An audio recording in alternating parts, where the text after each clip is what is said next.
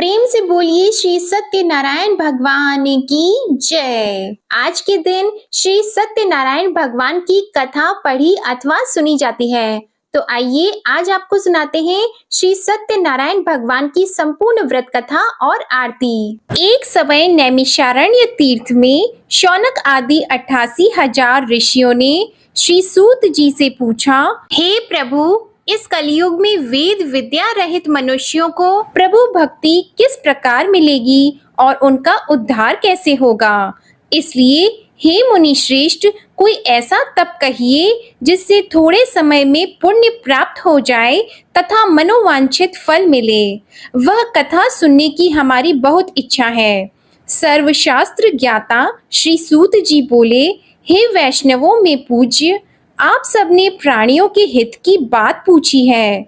अब मैं उस श्रेष्ठ व्रत को आप लोगों से कहूंगा जिस व्रत को नारद जी ने लक्ष्मी नारायण जी से पूछा था और लक्ष्मीपति ने मुनि श्रेष्ठ नारद जी से कहा था। सो ध्यान से सुनिए। एक समय योगी राज नारद जी दूसरों के हित की इच्छा से अनेक लोकों में घूमते हुए मृत्यु लोक में आ पहुँचे। यहाँ अनेक योनियों में जन्मे हुए प्राय सभी मनुष्यों को अपने कर्मों द्वारा अनेकों दुखों से पीड़ित देखकर सोचा, किस यत्न के करने से निश्चय ही प्राणियों के दुखों का नाश हो सकेगा। ऐसा मन में सोचकर विष्णु लोक को चले गए। वहां श्वेत वर्ण और 4 भुजाओं वाले देवों के ईश नारायण को देखकर, जिनके हाथों में शंख चक्र गदा और पद्मा थे, वे वरमाला पहने हुए थे, उनकी स्तुति करने लगे। हे भगवान, आप अत्यंत शक्ति से संपन्न हैं। मन तथा वाणी भी आपको नहीं पा सकती। आपका आदि मध्य अंत नहीं है। निर्गुण स्वरूप सृष्टि के आदि भूति व भक्तों के दुखों को नष्ट करने वाले हो। आपको मेरा नमस्कार है। नारद जी से इस प्रकार की स्तुति सुनकर विष्णु भगवान बोले, हे मुनि श्रेष्ठ, आपके मन में क्या है? आपका किस काम के लिए आगमन हुआ है? निःसंकोच होकर कहिए। तब नारद मुनि बोले, मृत्यु लोक में सब मनुष्य जो अनेक योनियों में पैदा हुए हैं, अपने अपने कर्मों के द्वारा अनेक प्रकार के दुखों से दुखी हो रहे हैं। हे नाथ, मुझ पर दया रखते हो तो बताइए कि उन मनुष्यों के सब दुख थोड़े से ही प्रयत्न से कैसे दूर हो सकते हैं। हे नारद, मनुष्यों की भलाई के लिए तुमने बहुत अच्छी बात पूछी है। जिस काम के करने से मनुष्य मोह से छूट जाता है, वह मैं कहता हूँ, सुनो। बहुत पुण्य देने वाला स्वर्ग तथा मृत्यु लोक दोनों में दुर्लभ एक उत्तम व्रत है। आज मैं प्रेम वश होकर तुमसे कहता हूँ। सत्यनारायण का यह व्रत अच्छी तरह विधि पूर्वक करने से मनुष्य आयु पर्यंत यहाँ सुख भोग कर मरने पर मोक्ष को प्राप्त होता है। श्री भगवान के वचन सुनकर नारद मुनि बोले कि उस व्रत का फल क्या है, क्या उस व्रत का विधान है और किसने यह व्रत किया है और किस दिन यह व्रत करना चाहिए, विस्तार से कहिए। भगवान श्री विष्णु बोले, दुख शोक आदि को दूर करने वाला, धन धान्य को बढ़ाने वाला, सौभाग्य तथा संतान को देने वाला यह व्रत सब स्थानों पर विजयी करने वाला है। भक्ति और श्रद्धा के साथ किसी भी दिन मनुष्य श्री सत्यनारायण की शाम के समय ब्राह्मणों और बंधुओं के साथ धर्म परायण होकर पूजा करे। भक्ति भाव से नैवेद्य, केले का फल, घी, दूध और गेहूं का चूर्ण सवाया ले। गेहूं के अभाव में साठी का चूर्ण, शक्कर और गुड़ ले और सब भक्षण योग्य पदार्थ जमा करा के भगवान के अर्पण कर दें तथा बंधुओं सहित ब्राह्मणों को भोजन कराएं। इसके पश्चात स्वयं भी भोजन करें। नृत्य गीत आदि का आचरण करके भगवान सत्यनारायण का स्मरण करते हुए समय व्यतीत करे। इस तरह व्रत करने पर मनुष्यों की सभी इच्छा निश्चय ही पूरी होती है। विशेषकर कली काल में भूमि पर यही मोक्ष का सरल उपाय है। इसके प्रसंग में सूत जी बोले, हे ऋषियों, जिसने पहले समय में इस व्रत को किया है उसका इतिहास कहता हूँ, ध्यान से सुनो। सुंदर काशीपुरी नगरी में एक अत्यंत निर्धन ब्राह्मण रहता था। वह भूख और प्यास से बेचैन हुआ नित्य पृथ्वी पर घूमता था। ब्राह्मणों से प्रेम करने वाले भगवान ने ब्राह्मण को दुखी देखकर बूढ़े ब्राह्मण का रूप धर के उसके पास जाकर आदर के साथ पूछा, हे विप्र, नित्य दुखी हुआ पृथ्वी पर क्यों घूमते हो? हे श्रेष्ठ ब्राह्मण, यह सब मुझसे कहो, मैं सुनना चाहता हूँ। ब्राह्मण बोला, मैं निर्धन ब्राह्मण हूँ, भिक्षा के लिए पृथ्वी पर फिरता हूँ। हे भगवान, यदि आप इसका उपाय जानते हो तो कृपा करके कहो। वृद्ध ब्राह्मण बोला कि सत्यनारायण भगवान मनवांछित फल देने वाले हैं, इसलिए हे ब्राह्मण, तू उनका पूजन कर, जिसके करने से मनुष्य सब दुखों से मुक्त होता है। ब्राह्मण को व्रत का सारा विधान बताकर बूढ़े ब्राह्मण का रूप धारण करने वाले सत्यनारायण भगवान अंतर्ध्यान हो गए। जिस व्रत को वृद्ध ब्राह्मण ने बताया है, मैं उसको करूंगा, यह निश्चय करने पर उसे रात में नींद भी नहीं आई। वह सवेरे उठकर सत्यनारायण के व्रत का निश्चय करके भिक्षा के लिए चला गया। उस दिन उसको भिक्षा में बहुत धन मिला, जिससे बंधु बांधवों के साथ उसने सत्यनारायण जी का व्रत किया। इसके करने से वह ब्राह्मण सब दुखों से छूटकर अनेक प्रकार की संपत्तियों से युक्त हो गया। उस समय से वह ब्राह्मण हर मास व्रत करने लगा। इस तरह सत्यनारायण भगवान के व्रत को जो करेगा वह सब पापों से छूटकर मोक्ष को प्राप्त होगा। आगे जो पृथ्वी पर सत्यनारायण का व्रत करेगा वह मनुष्य सब दुखों से छूट जाएगा। सूत जी ऋषियों से बोले कि इस तरह नारद जी ने नारायण का कहा हुआ यह व्रत मैंने तुमसे कहा। हे विप्रो, मैं अब और क्या कहूँ?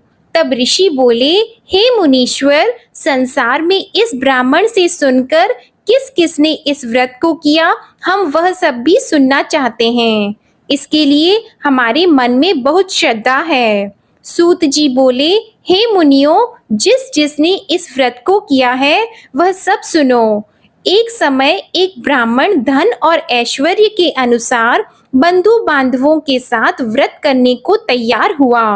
उसी समय एक लकड़ी बेचने वाला बूढ़ा आदमी आया और बाहर लकड़ियों को रखकर ब्राह्मण के मकान में गया। प्यास से दुखी लकड़हारा उनको व्रत करते देखकर ब्राह्मण को नमस्कार करके कहने लगा कि आप यह क्या कर रहे हैं और इसके करने से क्या फल मिलता है, कृपा करके मुझसे कहिए। ब्राह्मण ने कहा, सब मनोकामनाओं को पूरा करने वाला यह सत्यनारायण भगवान का व्रत है। इसकी ही कृपा से मेरे यहाँ धन धान्य आदि की वृद्धि हुई है। ब्राह्मण से इस व्रत के बारे में जानकर लकड़हारा बहुत प्रसन्न हुआ। चरण अमृत लेकर और प्रसाद खाने के बाद अपने घर को गया। लकड़हारे ने अपने मन में इस प्रकार का संकल्प किया कि आज गांव में लकड़ी बेचने से जो धन मिलेगा उसी से सत्यनारायण देव का उत्तम व्रत करूंगा। यह मन में विचार करके वह बूढ़ा आदमी लकड़ियां अपने सिर पर रखकर जिस नगर में धनवान लोग रहते थे वह ऐसे सुंदर नगर में गया। उस दिन वहां पर उसे उन लकड़ियों का दाम पहले दिनों से चौगुना मिला। तब वह बूढ़ा लकड़हारा दाम लेकर और अति प्रसन्न होकर पक्के केले की फली, शक्कर, घी, दूध, दही और गेहूं का चूर्ण इत्यादि सत्यनारायण भगवान के व्रत की कुल सामग्रियों को लेकर अपने घर गया। फिर उसने अपने भाइयों को बुलाकर विधि के साथ भगवान जी का पूजन और व्रत किया। उस व्रत के प्रभाव से वह बूढ़ा लकड़हारा धन पुत्र आदि से युक्त हुआ और संसार के समस्त सुख भोग कर वैकुंठ को चला गया। श्री सूत जी बोलते हैं कि हे श्रेष्ठ मुनियों, अब आगे की कथा कहता हूँ, सुनो। पहले समय में उल्का मुख नाम का एक बुद्धिमान राजा था। वह सत्य वक्ता और जितेंद्रिय था। प्रतिदिन देव स्थानों पर जाता तथा गरीबों को धन देकर उनके कष्ट दूर करता था। उसकी पत्नी कमल के समान मुख वाली और सती साध्वी थी। भद्रशीला नदी के तट पर उन दोनों ने श्री सत्यनारायण भगवान का व्रत किया। उस समय में वहां एक साधु वैश्य आया। उसके पास व्यापार के लिए बहुत सा धन था। वह नाव को किनारे पर ठहराकर राजा के पास आ गया और राजा को व्रत करते हुए देखकर विनय के साथ पूछने लगा, हे राजन, भक्ति युक्त चित्त से यह आप क्या कर रहे हैं? मेरी सुनने की इच्छा है, सो आप यह मुझे बताइए। राजा बोला, हे साधु, अपने बांधवों के साथ पुत्र आदि की प्राप्ति के लिए महाशक्तिवान सत्यनारायण भगवान का व्रत व पूजन किया जा रहा है। राजा के वचन सुनकर साधु आदर से बोला, हे राजन, मुझसे इसका सब विधान कहो। मैं भी आपके कथन अनुसार इस व्रत को करूंगा। मेरे भी कोई संतान नहीं है और इससे निश्चय ही हो जाएगी। राजा से सब विधान सुनकर व्यापार से निवृत्त हो वह आनंद के साथ घर गया। साधु ने अपनी स्त्री से संतान देने वाले उस व्रत का समाचार सुनाया और कहा कि जब मेरे संतान होगी तब मैं इस व्रत को करूंगा। साधु ने ऐसे वचन अपनी स्त्री लीलावती से कहे। एक दिन उसकी स्त्री लीलावती पति के साथ आनंदित होकर सांसारिक धर्म में प्रवृत्त होकर सत्यनारायण भगवान की कृपा से गर्भवती हो गई तथा 10वें महीने में उसके एक सुंदर कन्या का जन्म हुआ। दिनों दिन वह इस तरह बढ़ने लगी जैसे शुक्ल पक्ष का चंद्रमा बढ़ता है। कन्या का नाम कलावती रखा गया। तब लीलावती ने मीठे शब्दों में अपने पति से कहा कि जो आपने संकल्प किया था, भगवान का व्रत करूंगा, अब आप उसे करिए। साधु बोला, हे प्रिय, इसके विवाह पर करूंगा। इस प्रकार अपनी पत्नी को आश्वासन देकर वह नगर को गया। कलावती पितृगृह में वृद्धि को प्राप्त हो गई। साधु ने जब नगर में सखियों के साथ अपनी पुत्री को देखा तो तुरंत दूत को बुलाकर कहा कि पुत्री के वास्ते कोई सुयोग्य वर देखिए। साधु की आज्ञा पाकर दूत कंचन नगर पहुंचा और वहां पर बड़ी खोज और देखभाल कर लड़की के लिए सुयोग्य वाणिक पुत्र को ले आया। उस सुयोग्य लड़के को देखकर साधु ने अपने बंधु बांधवों सहित प्रसन्न चित्त अपनी पुत्री का विवाह उसके साथ कर दिया। किंतु दुर्भाग्य से विवाह के समय भी उस व्रत को करना भूल गया। तब श्री भगवान क्रोधित हो गए और श्राप दिया कि तुम्हें दारुण दुख प्राप्त होगा। अपने कार्य में कुशल साधु बनिया जमाता सहित समुद्र स्थित रत्नपुर नगर में गया और वहां दोनों ससुर जमाई चंद्रकेतु राजा के उस नगर में व्यापार करने लगे। एक रोज भगवान सत्यनारायण की माया से प्रेरित कोई चोर राजा का धन चुराकर भागा जा रहा था, किंतु राजा के दूतों को आता देखकर चोर ने घबराकर भागते हुए राजा के धन को वहीं चुपचाप रख दिया जहां वो ससुर जमाई ठहरे हुए थे। तब दूतों ने उस साधु वैश्य के पास राजा के धन को रखा देखा तो वे दोनों को बांध कर ले गए और प्रसन्नता से दौड़ते हुए राजा के समीप जाकर बोले, यह 2-4 हम पकड़कर लाए हैं, देखकर आज्ञा दें। तब राजा की आज्ञा से उनको कठोर कारावास में डाल दिया और उनका सब धन छीन लिया। सत्यनारायण भगवान के श्राप द्वारा उनकी पत्नी भी घर पर बहुत दुखी हुई और घर पर जो धन रखा था चोर चुरा कर ले गए। शारीरिक व मानसिक पीड़ा तथा भूख प्यास से अति दुखित होकर अन्न की चिंता में कलावती एक ब्राह्मण के घर गई। वहां उसने सत्यनारायण भगवान का व्रत होते देखा, फिर कथा सुनी तथा प्रसाद ग्रहण करके रात को घर आई। माता ने कलावती से कहा, हे पुत्री, अब तक कहाँ रह गई थी, वह तेरे मन में क्या है? कलावती बोली, हे माता, मैंने एक ब्राह्मण के घर श्री सत्यनारायण भगवान का व्रत देखा है। कन्या के वचन सुनकर लीलावती भगवान के पूजन की तैयारी करने लगी।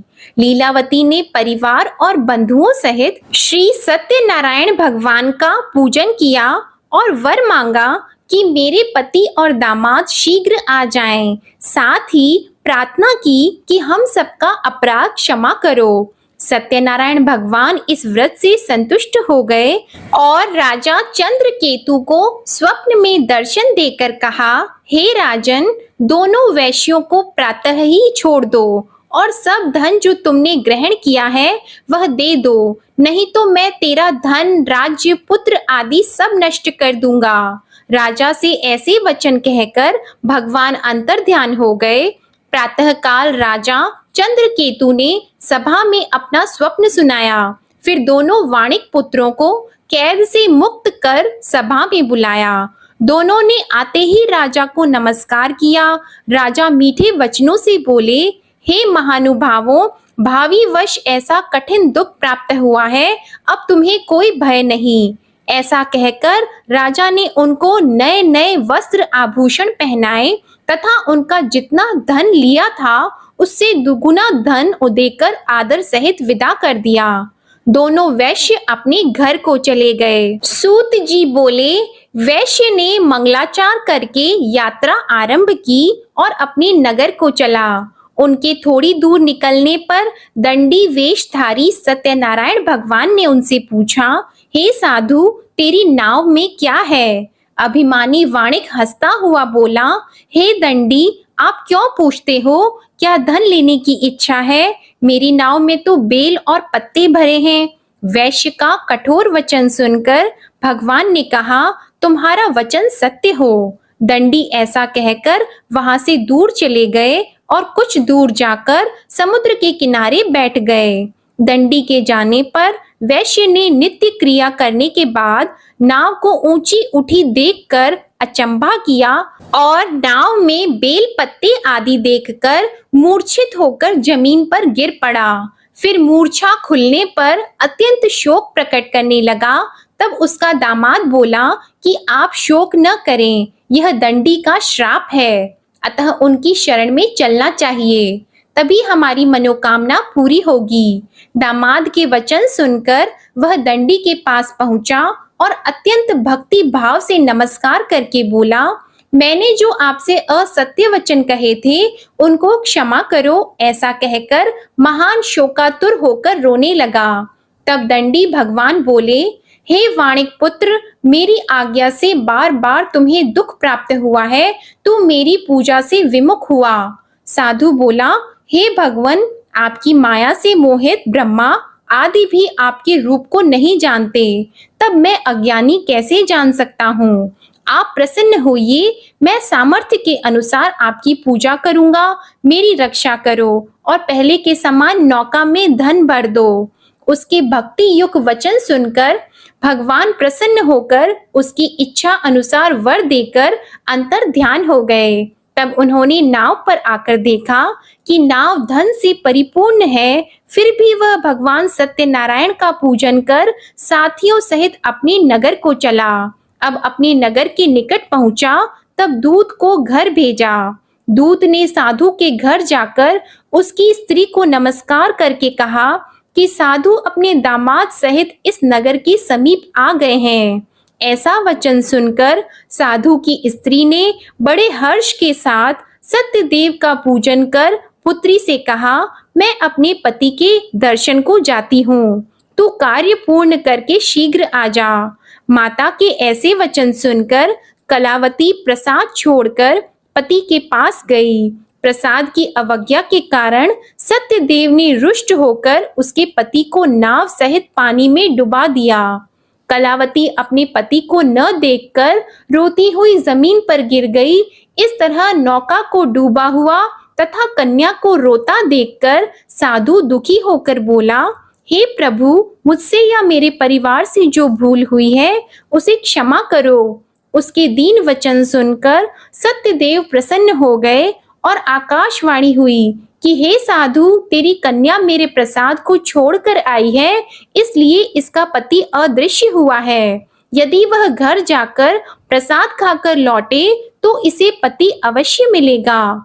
ऐसी आकाशवाणी सुनकर कलावती ने घर पहुंचकर प्रसाद खाया, फिर आकर पति के दर्शन किए। तत्पश्चात साधु ने बंधु बांधवों सहित सत्यदेव का विधि पूर्वक पूजन किया। उस दिन से वह पूर्णिमा को सत्यनारायण का पूजन करने लगा। फिर इस लोक का सुख भोग कर अंत में स्वर्ग लोक को गया। सूत जी बोले, हे ऋषियों, मैं और भी कथा कहता हूँ, सुनो। प्रजापालन में लीन तुंगध्वज नाम का राजा था। उसने भी भगवान का प्रसाद त्याग कर बहुत दुख पाया। एक समय वन में जाकर वन्य पशुओं को मारकर बड़ के पेड़ के नीचे आया। वहां उसने ग्वालों को भक्ति भाव से बांधवों सहित सत्यनारायण जी का पूजन करते देखा। राजा देखकर भी अभिमानवश वहां नहीं गया और न ही पूजन किया या नमस्कार किया। जब ग्वालों ने भगवान का प्रसाद उसके सामने रखा तो वह प्रसाद को त्याग कर अपनी सुंदर नगरी को चला गया। वहां उसने अपना सब कुछ नष्ट पाया तो वह जान गया कि यह सब भगवान ने किया है। तब वह विश्वास करके ग्वालों के समीप गया और विधि पूर्वक पूजन करके प्रसाद खाया तो सत्यदेव भगवान की कृपा से पहले जैसा था वैसा ही हो गया। फिर दीर्घ काल तक सुख भोग कर मरने पर स्वर्ग लोक को गया। जो मनुष्य इस परम दुर्लभ व्रत को करेगा, भगवान सत्यनारायण की कृपा से उसे धन धान्य की प्राप्ति होगी। निर्धन धनी और बंदी बंधन से मुक्त होकर निर्भय हो जाता है। संतानहीनों को संतान प्राप्त होती है तथा सब मनोरथ पूर्ण होकर अंत में वैकुंठ धाम को जाता है। यह सत्य है। श्री सूत जी कहते हैं कि ब्राह्मणों, आपको मैंने सत्यनारायण व्रत की यह पावन कथा सुनाई है। इस व्रत का पालन करके मनुष्य सभी दुखों से मुक्त हो जाता है। विशेषतः कलयुग में श्री सत्यनारायण की पूजा महान फल देने वाली है। इन देवता को कोई सत्यनारायण कहते हैं और कोई सत्यदेव कहते हैं। अनेक रूपों में श्री सत्यनारायण भगवान सभी के मनोरथों को पूर्ण करते हैं। ये सनातन सत्यदेव कलयुग में सत्य व्रत के रूप में अवतरित होंगे। हे श्रेष्ठ मुनियों, जो मनुष्य नित्य इसका पठन व श्रवण करता है, श्री सत्यनारायण भगवान की कृपा से उसके सभी पाप नष्ट हो जाते हैं। प्रेम से बोलो श्री सत्यनारायण भगवान की जय। श्री सत्यनारायण संपूर्ण व्रत कथा समाप्त। अब आप सुनिए श्री सत्यनारायण भगवान की आरती। जय लक्ष्मी रमणा स्वामी, जय लक्ष्मी रमणा। सत्यनारायण स्वामी, सत्यनारायण स्वामी, जनपातक हरणा। जय लक्ष्मी रमणा। रत्न जड़ित सिंहासन, अद्भुत छवि राजे स्वामी, अद्भुत छवि राजे। नारद करत निराजन, नारद करत निराजन, घंटावन बाजे। जय लक्ष्मी रमणा। प्रगट भई कलि कारण, द्विज को दरस दियो स्वामी, द्विज को दरस दियो। बूढ़ो ब्राह्मण बनकर, बूढ़ो ब्राह्मण बनकर, कंचन महल कियो। जय लक्ष्मी रमणा। दुर्बल भील कठारो, जिन पर कृपा करी, जिन पर कृपा करी। चंद्रचूड़ एक राजा, चंद्रचूड़ एक राजा, तिनकी विपत्ति हरी। जय लक्ष्मी रमणा। वैश्य मनोरथ पायो, श्रद्धा तज दीन्ही स्वामी, श्रद्धा तज दीन्ही। सो फल भोग्यो प्रभु जी, फिर स्तुति कीन्ही। जय लक्ष्मी रमणा। भाव भक्ति के कारण छिन छिन रूप धरियो, स्वामी छिन छिन रूप धरियो। श्रद्धा धारण कीन्ही, श्रद्धा धारण कीन्ही, तिनको काज सरियो। जय लक्ष्मी रमणा। ग्वाल बाल संग राजा, बन में भक्ति करी, स्वामी बन में भक्ति करी। मन वांछित फल दीन्हो, मन वांछित फल दीन्हो, दीन दयालु हरि। जय लक्ष्मी रमणा। चढ़त प्रसाद सवायो, कदली फल मेवा, स्वामी कदली फल मेवा। धूप दीप तुलसी से, धूप दीप तुलसी से, राजी सत्यदेवा। जय लक्ष्मी रमणा। सत्यनारायण जी की आरती जो कोई नर गावे, स्वामी जो कोई नर गावे। तन मन सुख संपत्ति, तन मन सुख संपत्ति, मन वांछित फल पावे। जय लक्ष्मी रमणा। बोलो जय लक्ष्मी रमणा। प्रेम से बोलिए श्री सत्यनारायण भगवान की जय हो। जो भी भक्तजन फाल्गुन मास की पूर्णिमा की व्रत कथा सुनना चाहते हैं तो उसकी वीडियो भी हमारे चैनल पर अपलोडेड है, आप एक बार उस वीडियो को भी जरूर सुनिएगा। आज की वीडियो पसंद आई हो तो इसे लाइक करिएगा, शेयर करिएगा, कमेंट में भगवान श्री सत्यनारायण जी की जय लिखिएगा और चैनल को भी सब्सक्राइब करिएगा। जय श्री कृष्णा।